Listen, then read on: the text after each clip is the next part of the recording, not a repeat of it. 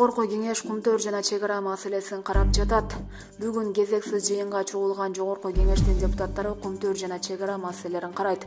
Эл өкүлдөрүнүн бири бүгүнкү күн тартибинде чек ара жана алтын кен боюнча олуттуу маселелер коюлганын айтып, чек ара боюнча талкууну башка күнгө жылдырууну сунуштады. Анын пикиринде абалды тыкыр талкуулоого бүгүн убакыт тардык кылат. Төрага Талант Мамытов бул сунушту добуш берүүгө коюп, жыйынтыгында депутаттар эки маселени тең бүгүн кароо чечимин кабыл алышты. Ага кошуп жаңы мандат алган депутаттын ант берүүсү дагы бүгүнкү күн тартибине киргизилди. Булак Спутник KG. Иса Өмүркуловдун уулу велосипедченди коюп кеттиби? Депутаттын жообу. Жогорку кеңештин депутаты Иса Өмүркулов Спутник Кыргызстан агенттигине уулу Азамат Өмүркуловдун катыштыгы бар деген жол кырсыгы тууралуу айтып берди. Буга чейин айрым ЖМКлар депутаттын уулу Токтоналиев жана Түштүк магистраль көчөлөрдүн кесилишинен велосипедченди сүзүп кетүүгө шектелип жатканын жазышкан. Ошондой эле айдоочунун канынан баңгизат табылганын да маалымдашкан. Кайгул милициясы азырынча бул маалыматты тастыктаганда да жок. Иса Өмүркуловдун айтымында окуя анча коркунучтуу болгон эмес. Баары жакшы, эч кимди тепселеп сүзүп кеткен жок. Мага жеткен маалыматтар боюнча уулум жол чырактын жашыл белгиси өчөрдө солго бурулган. Бул учурда велосипед тепкен киши жөө адамдар баскан чийинден өтүп кетүүгө аракет кылган. Жыйынтыгында уулумдун унаасы велосипеддин канатына тийген, деди Өмүркулов. Эл өкүлүнүн айтымында жабыркаган адамга жардам берилип, ооруканага жаткырылган. Ал эми уулу Азамат Өмүркулов кармалбаганын айтып, анын канында баңгизат болгон деген маалыматты төгүндөдү.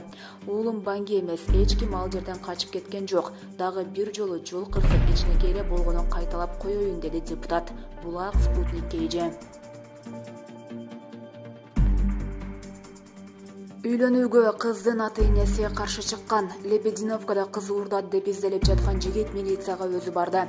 Чүй облустук ички иштер башкармалыгынын маалымат кызматы 14-майда Лебединовка айылында адам урдоого шектелип изделип жаткан милиция бөлүмүнө өзү барганы тууралуу маалымат таратты. Маалыматка ылайык, алар үйлөнүүнү макулдашып, бирок кыздын ата-энеси каршы чыккан. Окуя 6-майга караган түнү болгон.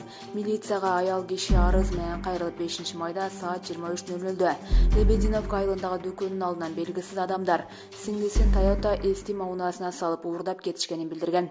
Аталган факты жазык кодекстин 170-беренеси менен катталып, сотко чейинки өндүрүш иши башталган. Чүй облустук ички иштер башкармалыгынын жана Ала-Мөдүн райондук ички иштер башкармалыгынын кызматкерлери изятты 7-майда кечки саат 16:30 чамасында Ала-Мөдүн районунун 5 күнгөй айылындагы үйлөрдүн биринен табышты.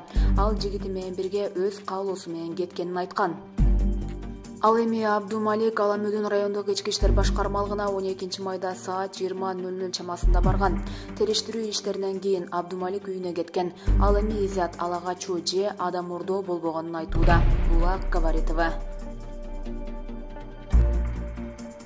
ОКМ Баткенде өрттөлгөн үйлөрдүн орду толугу менен тазаланды.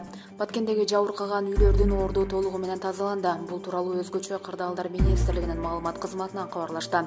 Билдирүүгө ылайык, иретке келтирүү иштерине барган куткаруучулар алдына коюлган тапшырманы аткарып бүтүп, кызмат орундарына кайтышты. Жалпы 136 турак жайдын орду тазаланып даярдалды. ОКМ кызматкерлери 32 көчмө үй, 61 чатыр тиккен жана 1919,161 тонна гуманитардык жардамды кабыл алып, аны элге жеткирүү иш-чараларын уюштурду деп жазылат маалыматта. Булак Кыргыз Кабар.